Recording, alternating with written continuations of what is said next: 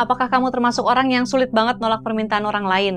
Atau mungkin kamu tipe-tipe orang yang pengen banget gitu ya bisa nyenengin semua orang? Atau lagi nih, buat sekedar posting di media sosial aja mikirnya tuh banyak banget. Mungkin karena takut likes-nya dikit, nggak dikomentarin, atau malah dapat komentar pedes. Nah, menurutku kamu harus baca buku yang akan aku bahas di video kali ini, biar kita bisa latihan lagi buat nggak perlu mikir kayak gitu. Judul bukunya, Tak Mungkin Membuat Semua Orang Senang dan Hal-Hal Lain Yang Perlu Diketahui Untuk Menghadapi Orang Yang Kelewat Batas. Nah, sebelumnya aku mau halo-halo dulu buat kamu yang baru bergabung. Aku Peti, kamu lagi nontonin segmen Main Mata. Di segmen ini aku suka merekomendasikan buku-buku fiksi dan non-fiksi. Jadi kalau misalnya kamu suka baca buku, jangan lupa subscribe channel YouTube Potluck Podcast Kolektif dan juga follow di Instagram @potluckpodcast. Nah, biasanya kan di awal video aku selalu ngajak kamu untuk kenalan sama penulisnya dulu ya.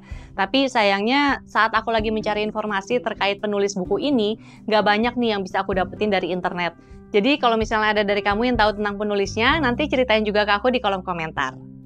Buku Tak Mungkin Membuat Semua Orang Senang ditulis oleh Jong Moon Jong. Ini diterjemahkan dari bahasa Korea yang judulnya sulit ya untuk disebut berhubung aku nggak ngerti bahasa Korea. Jadi nanti aku tulisin aja huruf Koreanya di sini.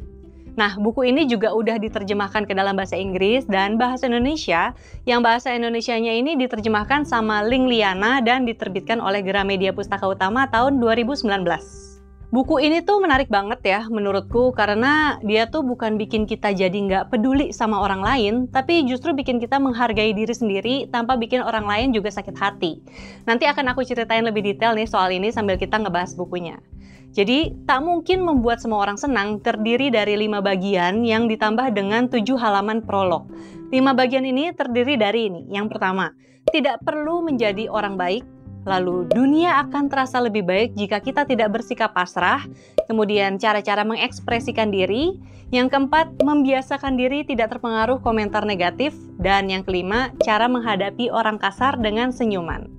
Buku ini diawali dengan sebuah prolog yang diberi judul Bagaimana Menghadapi Orang Kasar yang Kita Temui Dalam Kehidupan Sehari-hari. Di bagian ini penulis nih cerita nih tentang seorang selebriti laki-laki ya. Dia tuh suka ngasih komentar-komentar tajam dan kasar ke orang lain yang bikin orang-orang tuh jadi salah tingkah. Terus dia juga ngebahas tentang anggota girl band nih yang diminta untuk bersikap imut oleh salah seorang pembawa acara laki-laki. Bagian ini tuh bisa dibilang semacam pengantar nih untuk kita soal cara efektif yang bisa dilakukan untuk menghadapi orang-orang kasar dengan sikap yang berkelas dan tetap tersenyum. Materi dari buku ini dimulai dari yang bagian pertama, ini yang tadi judulnya Tidak Perlu Menjadi Orang Baik. Mungkin pas kita dengar judulnya aja udah bertanya-tanya gitu ya, kenapa gitu nggak perlu jadi orang baik?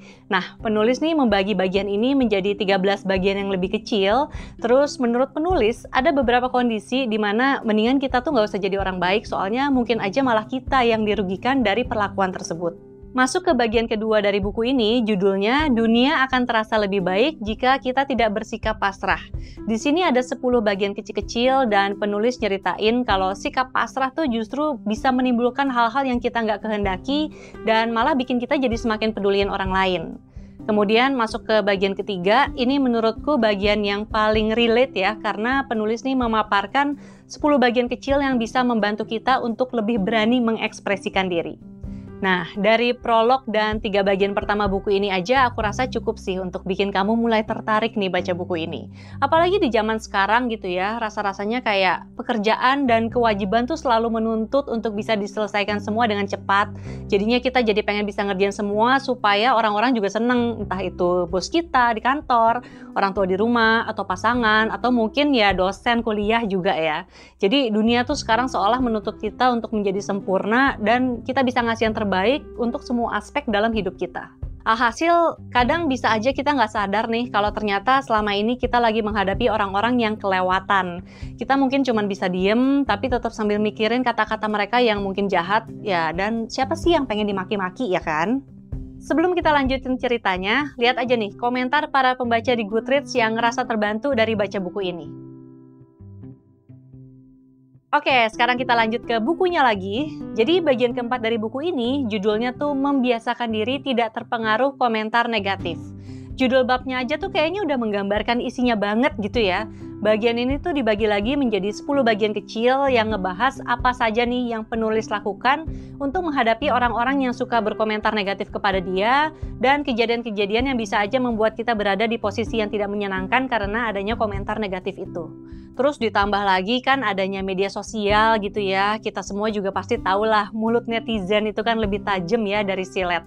Di satu sisi orang bisa mengekspresikan diri yang sebebas-bebasnya nih, tapi di sisi lain ekspresi yang kebablasan itu juga bikin orang suka menghakimi orang lain dengan ngasih komentar yang kasar dan gak pantas. Bagian kelima dari buku ini judulnya Cara Menghadapi Orang Kasar dengan Senyuman. Mungkin pas ngebaca judulnya aja kamu juga akan mikir, lah udah dikasarin masa sih aku harus senyum gitu ya. Justru di situ kuncinya. Jadi anggap aja tuh kayak menyiram api dengan air. Ketika kita nggak merespon sesuai dengan yang diharapkan, bisa jadi lawan kita juga akan bingung dan malah dia jadi malu sendiri kan untuk lanjut maki-maki nggak jelas. Jadi singkatnya sih, buku ini tuh ngajarin latihan-latihan yang bisa kita lakukan untuk menyadari situasinya dan bikin kita bersikap dengan lebih baik. Beberapa poinnya seperti ini nih misalnya, ini aku ambil dari bagian belakang ringkasan bukunya. Tidak perlu menjawab semua pertanyaan, tidak perlu memaksa diri agar diterima orang lain, dunia akan terasa lebih baik jika kita tidak bersikap pasrah, belajar menolak dengan tegas dan berkelas, membiasakan diri tidak terpengaruh komentar negatif, tidak sakit hati gara-gara kritik negatif, ada baiknya bersikap sedikit gila, menghadapi orang yang kelewat batas dengan senyum, bersikap masa bodoh. Yang menarik dari buku ini adalah penulis ini kan pakai sudut pandang orang pertama ya, jadi dia tuh nyeritain banyak hal yang terjadi sesuai dengan pengalaman pribadinya. Makanya buku ini tuh kayak semacam curhatan penulis nih mengenai fenomena orang-orang yang suka bersikap kasar kepada orang lain tanpa memikirkan perasaan orang tersebut. Menurutku sih nggak heran ya kalau curhatan penulis di buku ini tuh kayak kedengeran dari hati banget gitu. Mengingat dia berasal dari Korea Selatan dan kita juga harusnya udah sering denger lah seperti apa sih budaya kerja di Korea sana kan. Yang ritmenya tuh cepet banget, semua harus kelar dengan segera, tapi juga dengan hasil yang terbaik. Makanya nggak heran mereka jadi orang yang super disiplin dan tepat waktu banget, tapi di saat yang sama juga mungkin mereka ngerasa stressful banget. Belum lagi diskriminasi perempuan dan laki-laki di Korea Selatan kan juga cukup menjadi persoalan ya. Karena buku ini ditulis oleh orang Asia, jadi kita juga bisa ngerasain nih ada persamaan kondisi dengan penulisnya. Meskipun kalau dibandingin sama negara aslinya sih, ya aku rasa Indonesia secara ritme tuh masih belum segesit mereka lah, walaupun udah mengarah ke sana. Tapi kalau dari budaya orang-orangnya, itu tuh aku rasa kurang lebih 11-12, makanya kita bisa relate banget dengan curhatan penulis, dan kita juga bisa nerapin cara-cara yang dia lakukan di kehidupan kita sehari-hari.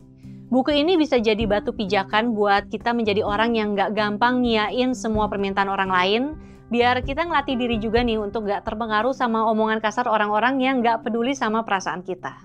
Jadi aku rekomendasiin kamu buat baca buku ini, dan kalau misalnya kamu tertarik nanti kamu bisa beli di gramedia.com atau mungkin di official store-nya Gramedia di Marketplace, atau mungkin di toko-toko buku favorit kamu juga pasti ada.